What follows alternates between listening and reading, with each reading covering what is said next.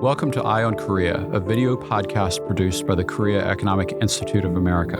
Join us for in-depth conversations with experts and policymakers as we explore issues in Korea's economic and political relationship with the United States and how these issues may influence South Korea's regional strategies and its global relationships. I'm Scott Snyder, President and CEO of the Korea Economic Institute, and today I'm joined by Ambassador Philip Goldberg, former U.S. ambassador to South Korea. Ambassador Philip Goldberg served as U.S. ambassador to South Korea from 2022 to 2025. He previously served as ambassador to the Philippines, Bolivia, and Colombia, and as chief of the U.S. mission in UN-administered Kosovo. He served in Washington as Assistant Secretary of State for Intelligence and Research. From June 2009 to June 2010, Goldberg was the coordinator for the implementation of UNSC Resolution 1874, which imposed sanctions on North Korea. He has also been chargé d'affaires at the U.S. embassies in Chile and Cuba, and he holds the personal rank of Career Ambassador, the highest in the U.S. Foreign Service. Thank you for joining us today, Ambassador Goldberg. Thanks for the invitation. And I want to welcome you to Eye on Korea. Of course, you finished your assignment as ambassador to South Korea in January of this year and have had a few months to reflect on that and watch. You actually left in the middle of the movie, I think, because of the declaration of martial law and subsequent impeachment. What is your impression of all the changes that have occurred over the course of the past 6 months since your departure? In some ways, Scott, I think I got to maybe near the end of the movie because I think that once the impeachment took place, it was pretty clear it would be upheld by the Constitutional Court. And then I think this election was actually preordained, the outcome. The unpopularity of the Yoon administration, even before the declaration of martial law that was then cemented by martial law, was pretty clear. And so Lee Jae-myung's election and now the president of the Republic of Korea was something that I think was pretty clear to most observers. In terms of what has happened since, as I say, it's kind of an outgrowth of everything that took place while I was there. The declaration of martial law, the impeachment on the second attempt. As I say, the Constitutional Court decision to me was going to be apparent. I happened to have dinner the night of Han Duck-soo's impeachment as Prime Minister and acting president, which was a surprise. But then he came back, then he left mostly in a kind of futile attempt to become the candidate from the right. So I kind of had a good feel for what was happening because of being involved during that period. So it doesn't seem that far removed. So stepping back from the just getting through that process now that it's over, I wonder if you have some observations about the health and weaknesses of Korean democracy, and maybe particularly in a comparative context, given all of your other experience around the world. I think it showed itself to be very healthy, the democracy of South Korea. 80% turnout, real interest in the outcome of the campaign. As I said, a rejection of the martial law period that was evident during the protests against President Yoon, but also during the election, as shown in the results. So I think the state of democracy is very strong. There are some sort of warning signals out there, though, also. One of them is that now the Democratic Party has a real majority because it now has the presidency in addition to, if not a supermajority, a very strong majority in the assembly. They really control what will happen in South Korea and have the ability to put through their program. That comes at a time when Lee Jae-myung, despite his solid victory, didn't get to the 50% threshold. and really received a similar vote to what he got the last time, only he lost by a small percentage to Yoon Suk Yeol. I think that those warning signals are how Lee Jae-myung, and he has said all the right things in his acceptance speech and in the last few days, how he handles the issues of polarization in Korea. He wants to be a unifier, but he doesn't come from a background that is particularly unifying. And so it'll be a real challenge for him. What do you think that this episode has, what are the lessons for the U.S. Korea relationship, and what is the impact of the martial law declaration and the entire impeachment process for the relationship? The declaration of martial law, of course, took place in the last days of the Biden administration. I think there was a great feeling of remorse here in Washington about what had happened. The idea that a leader with whom President Biden had such a close relationship with, who viewed him as a pillar of democratic practice, had declared martial law. Now we're in a new era. We have two new presidents. First, President Trump, who had already been elected at that time, but had not yet taken office, and with President Lee Jae-myung. And so we'll have a different dynamic. The dynamic, at least for the initial period, will be focused on the tariffs issue. But there are other issues between the two countries that will be in play. And some of them more positive, if you will, about the connection between the two countries, including shipbuilding and the possible Korean participation in a pipeline in Alaska. We'll see how those go. But there'll be a lot of difficulties, and a huge challenge will be for the new president of South Korea to try to restore a more stable relationship with China on the one hand, and yet satisfy an administration in Washington that clearly views Asia policy now as China-focused and in our competition and sometimes confrontation with China. So what do you think are the greatest dangers in that context for South Korean foreign policy? Again, how to balance those interests and how it can be done. And I think there are some other examples of countries that have handled it in certain ways. Europe, for a period of time, was trying to balance those two. They've come now back into the American point of view about technology transfers and some of the dangers of of China. But it's going to be a difficult challenge for Lee Jae-myung. So underlying that, I'm wondering, it almost feels like even though there was so many accomplishments in the context of revitalizing the relationship in the Biden administration, that somehow we have a crisis of credibility, maybe on both sides. A lot of Koreans are questioning the Trump administration's commitment to Korea, but also the Trump administration seems to be very doubtful about South Korea's new administration. What are the steps that can be taken to really close that credibility gap on both sides?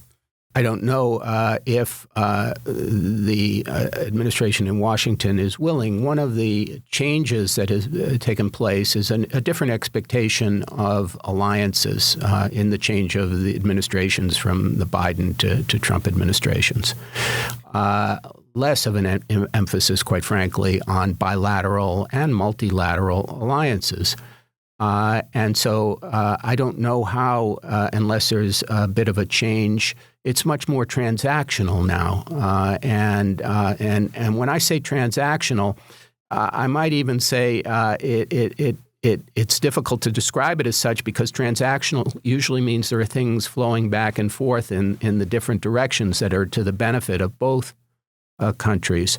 I think there's a huge expectation in Washington under the Trump administration that those most of those issues will be flowing to the benefit of the United States, starting with tariffs and those negotiations. So it's going to be difficult for a change if there is a questioning of confidence between the two countries. I think that President Lee is pragmatic. He'll want to try to satisfy some of those demands, some of those requests from the United States, but only up to a point. So it sounds like part of what it is that it's not just a Korea problem, it's a global problem, adjusting to the Trump administration, perhaps. But yeah, it's the same issue that Europe is dealing with. But I want to ask you about the global rise of Korean influence, because it seems like there's a whole list of pay items that are being marketed these days. You've watched that over the course of the past few years. What do you think accounts for that? What is the secret sauce in Korea that has somehow become one that the rest of the world is interested in acquiring? Korea is a great success story. It is due largely to the innovation and hard work of the Korean people. The companies that have harnessed some of the great technologies, starting with electronics and now semiconductors, electric vehicles. And it's become kind of cool, the manufacturing of Korea. Not so much semiconductors, although that is the oil of the 21st century. But even with, if you look going from the Hyundai Kia models of old, like the Pony, to what they have now, where they're winning all kinds of design awards.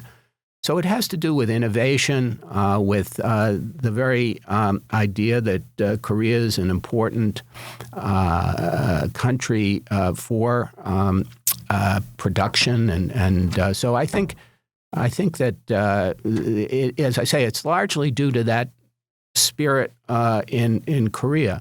There are a lot of warning signs out there too. The demographic cliff, and how do they keep employment going and keep that innovation and hard work when there are going to be fewer people. That's there are some real danger signs out there too. Well, so one of the challenges, I think, is how to keep that going, even despite the shrinkage of the workforce, et cetera. I don't know if you have any suggestions about how that might be done.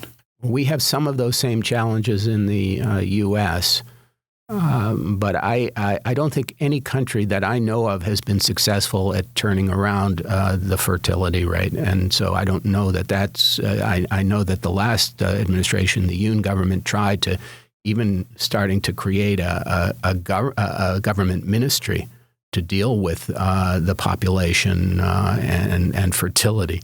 But I'm not sure that will be successful. The question is how to distribute the resources that you have. Another issue for the Lee government is going to be, as is the case here, on pensions. As the people start to retire, whether there's enough money in the pension system. So those are challenges for any aging, and in the case of Korea, super aging societies. So on the subject of global Korea, you probably have some very interesting insights based on what you've heard from other places where you have served.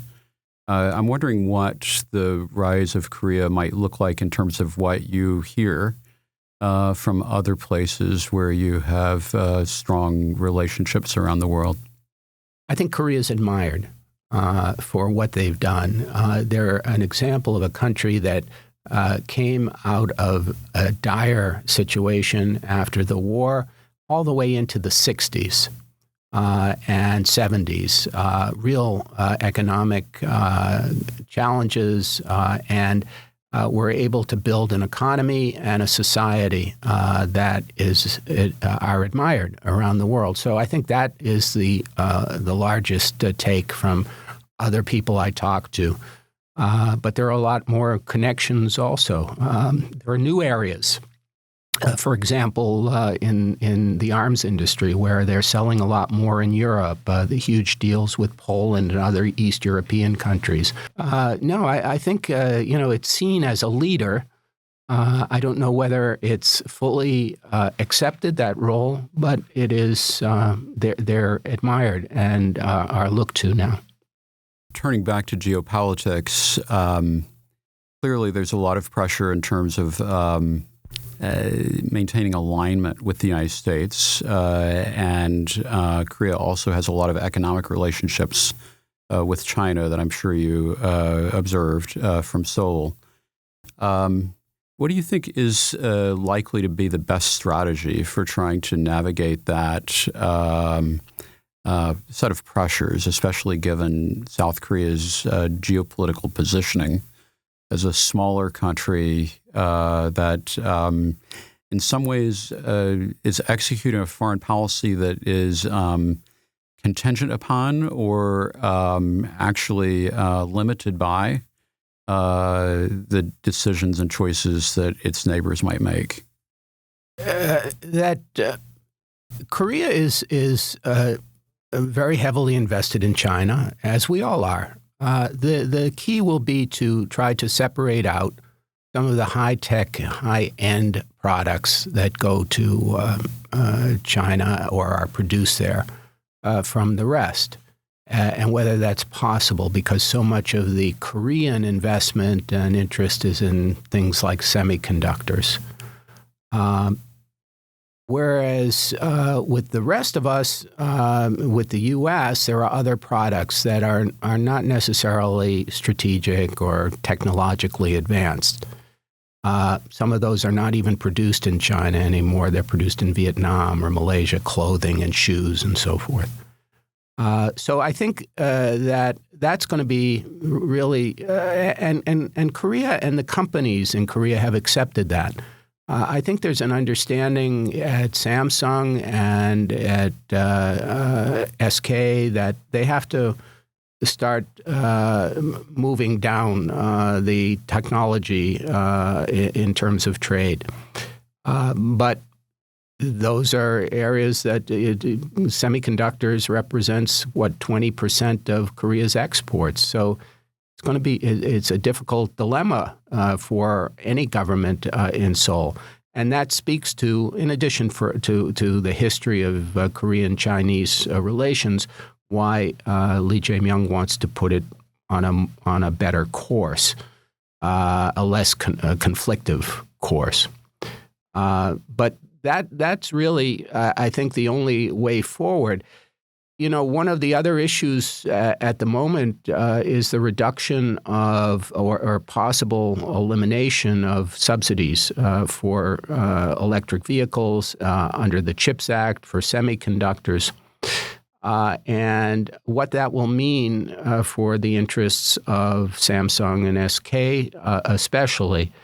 Hyundai, I don't know that they'll have much of an option because they've basically been run out of the China market. They're trying to build up India as a counter to that, but they are really all in the American market. And so that's the tariffs on automobiles is going to be a big challenge. Let me conclude by turning to the North Korea issue. Obviously, not much was going on in the inter-Korean relationship while you were there in Seoul, but I'm sure that you spent some time watching and thinking about what the world looks like from Kim Jong-un's perspective. And so I'm curious, what do you think actually, how do you think he views the current situation? Trump is back, but he's got his relationship with Putin. What is his course for managing this? Now we've got a new South Korean administration that may want to reach out to him, but we don't know necessarily if he's ready to turn his back again so that he can face a South Korean government. How do you think that all of that is going to play out, and what are the greatest risks and concerns related to how Kim Jong-un looks at the world right now? Well, I think you're right to say that what will happen will largely depend on his calculation, on Kim Jong-un's calculation. He's doing pretty well, having broken out of isolation, number one, and dependence on China by establishing this relationship with Putin and Russia. He now has some technology coming in for his arms industry. It wasn't lost on many people that the very day that Lee Jae-myung was inaugurated, Sergei Shoigu was in Pyongyang talking about their special relationship. So a lot of this will depend on how Kim Jong-un sees his options at the moment. I think for most of us, we see that there isn't going to be a huge immediate interest in moving forward.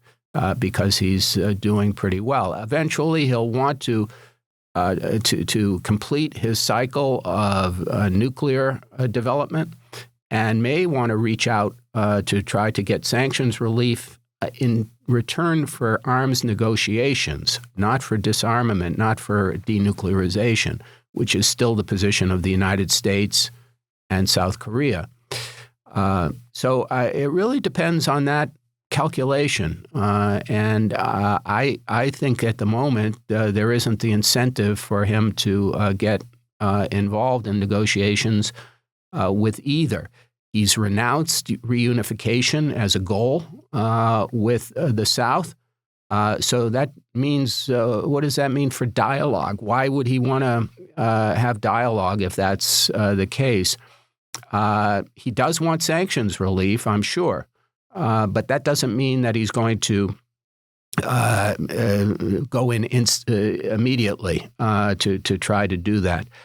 You know, it's an interesting area of possible cooperation between the United States and South Korea if the two positions and the reasons for going forward are coordinated.